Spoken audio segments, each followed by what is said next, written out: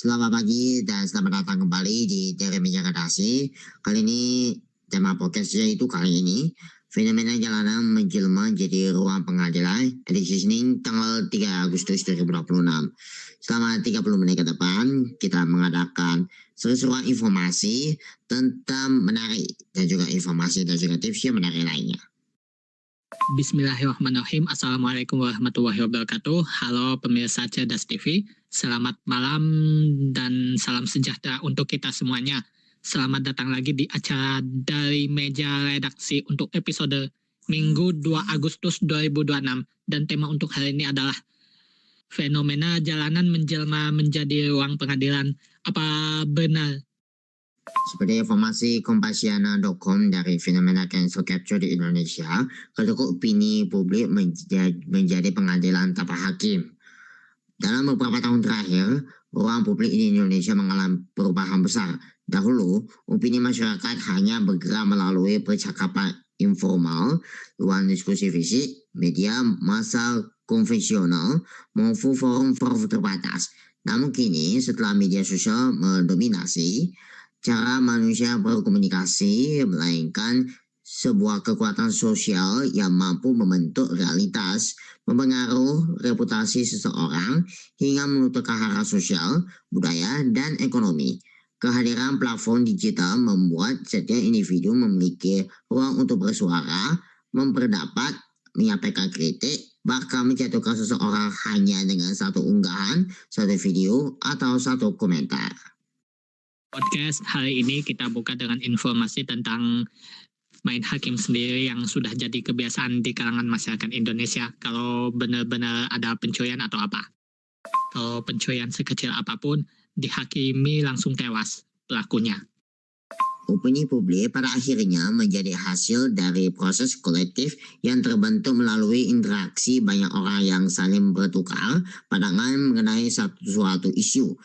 Apa yang pada awalnya hanya komentar biasa dapat berkembang menjadi percakapan massal, menjadi viral, kemudian berubah menjadi tekanan sosial yang sungguh-sungguh dirasakan oleh pihak yang menjadi objeknya.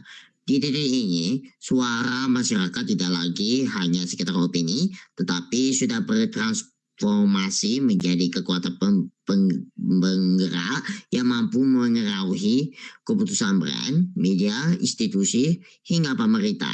Dan pada era di mana informasi menyebar begitu cepat, narasi yang terbentuk melalui opini publik seringkali menjadi lebih kuat daripada fakta. Ya memang sih, seperti kejadian di Bali di mana maling ayam digebuki warga sampai tewas. Tentu itu bisa dipandang sebagai main hakim sendiri. Pencurian itu memang tindakan kriminal ya, tapi main hakim sendiri itu tidak bisa dibenarkan secara hukum, harus disahkan kepada yang berwajib. Dari proses inilah kemudian sebuah fenomena yang semakin sering kita jumpai dalam ruang digital, yaitu cancel culture. Cancel culture adalah kondisi ketika masyarakat secara kolektif memutuskan untuk menolak, mengkritik, dan bahkan memboikot seorang figur publik karena dianggap melakukan kesalahan atau melanggar nilai moral tertentu. Ia adalah membentuk hukuman sosial tanpa proses pengadilan formal, di mana netizen menjadi hakim. Tanpa proses pengadilan formal, di mana netizen menjadi hakim, media sosial menjadi ruang sidang, dan reputasi seseorang menjadi taruhannya.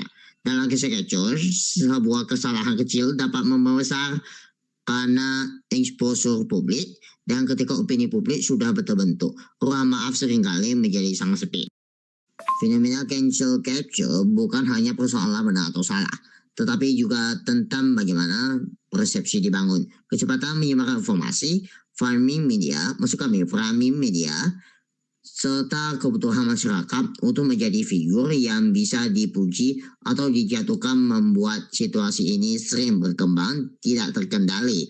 Publik dapat terlena pada euforia menghukum tanpa memberi ruang untuk klarifikasi atau proses yang adil. Pada akhirnya, cancel culture sering menghasilkan kerusakan reputasi, tekanan psikologis, hilangnya pekerjaan, putusan kontak brand, dan dampak sosial yang jauh lebih besar daripada kesalahan yang diperbincangkan. Kita semua tidak setuju cara memperlakukan pelaku kriminal dengan main hakim sendiri, karena main hakim sendiri sampai menghilangkan nyawa orang lain itu juga sudah termasuk tindak pidana selain pencurian. Di Indonesia, cancel culture semakin mudah terbentuk karena tingginya konsumsi mudah sosial dan besarnya keterlibatan masyarakat dalam ruang komentar digital. Cerita isu viral dapat merubah menjadi gelombang besar yang tidak dapat dihentikan, terutama ketika menyangkut figur publik, pejabat, selebriti, influencer, atau siapapun yang dihidupkan berada di luar sorot. Ketika publik merasa memiliki hak untuk mengontrol moralitas seorang figur, maka cancel culture akan menemukan panggungnya. Fenomena ini akhirnya memberi pelajaran penting bahwa opini publik bukan lagi hanya sekadar pendapat, melainkan kekuatan yang bisa membangun atau menghancurkan. Dan kasus-kasus yang terjadi di Indonesia menunjukkan bahwa cancel culture bisa muncul kapan saja, seringkali bukan karena fakta yang utuh, tetapi karena narasi yang terbentuk lebih kuat daripada realitas. Mengapa demikian? Karena masyarakat sudah muak dengan cara penegakan hukum oleh lembaga kepolisian yang dinilai terlalu lamban, sehingga masyarakat terpaksa melakukan tindakan sendiri. Di titik inilah sebuah pertanyaan besar muncul. Apakah cancel culture merupakan bentuk kontrol sosial yang baik atau justru sebuah pengadilan tanpa keadilan? Bagaimanakah pandangan Pak ahli hukum pidana dan pakar hukum terkait banyaknya kasus main hakim sendiri di Indonesia? Kita akan kembali setelah yang berikut ini. Tetaplah bersama kami di Dari Meja Redaksi. Ya, jangan kemana-mana dulu, akan segera kembali tentang apa itu opini publik. Nah, makanya jangan kemana-mana dulu ya pemirsa ya. Tetaplah bersama kami di Dari Meja Redaksi.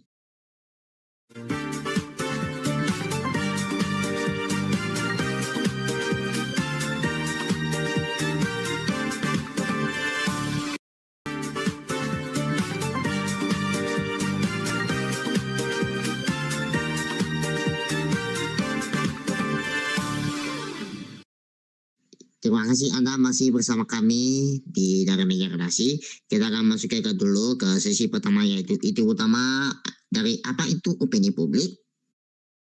Balik lagi bareng Dari Meja Redaksi dan kita memasuki inti utama yang membahas tentang pandangan pakar hukum pidana terkait maraknya kasus main hakim sendiri di Indonesia.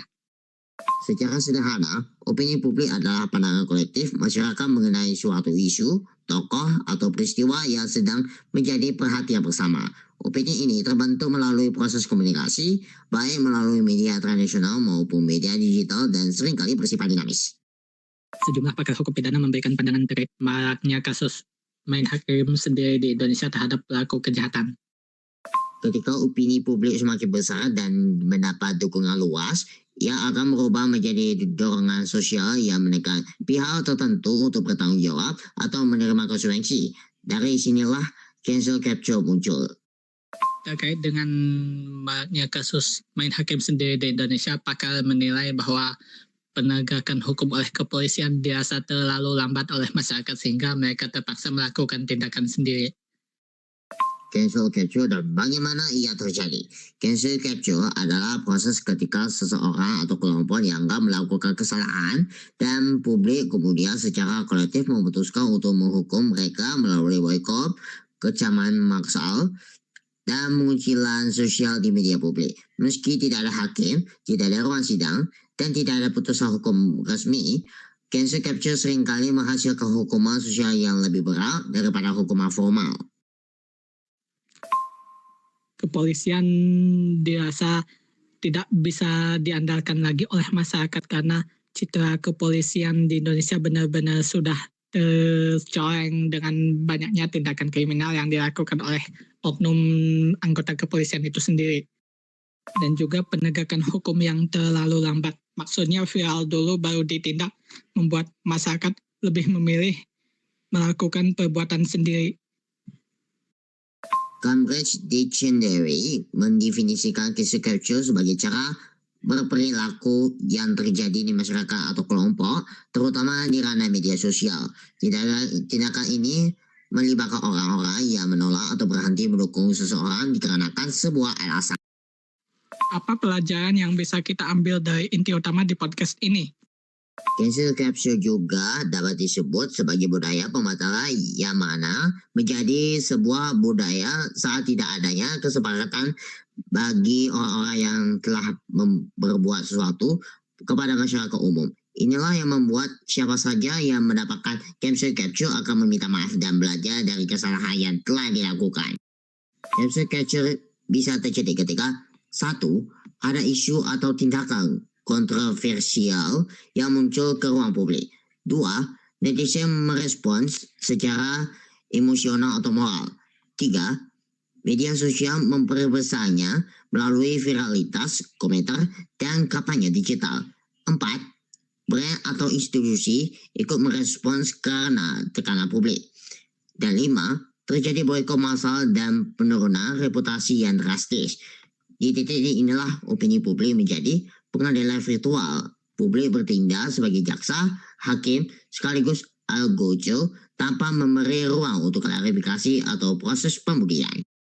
Pelajaran yang bisa kita ambil dari inti utama di podcast ini adalah perbuatan kriminal seperti pencurian memang benar-benar tindak pidana ya. Termasuk perbuatan tindak pidana. Tapi cara berlebihan dalam memperlakukan pelaku kriminal dijelaskan dalam jurnal bertajuk Cancel Culture in the Frame of Cooperation of Indonesia and South Korea. Karya Dipta Negar Arjarini bahwa terdapat berbagai penyebab seseorang mendapatkan cancel culture. Namun demikian, cancel culture kerap kali berkaitan dengan skandal yang melibatkan publik figur atau orang terutama lain. Khususnya main hakim sendiri tidak dapat dibenarkan secara hukum. Apalagi sampai menghajar pelaku kriminal sampai tewas. Seperti kejadian di Bali. Penyebab cancel culture tidak jarang dikarenakan tudingan bullying, perilaku yang kasar, sikap tidak sopan, hingga pelecehan yang telah dilakukan. Inilah yang membuat sosok pelakunya atau diboikot oleh masyarakat secara luas. Tentu kita tidak ingin kasus main hakim sendiri akibat lambatnya penegakan hukum itu tidak lagi terjadi di Indonesia di masa yang akan datang. Baik, jangan kemana-mana dulu, dari meja redaksi akan kembali setelah yang berikut ini. Ya, pemirsa seluruh Jidas TV, jangan kemana-mana dulu. Kita akan segera kembali ke sesi tanya jawab adalah hubungan opini publik dan cancel culture. Akan segera kembali sesaat lagi.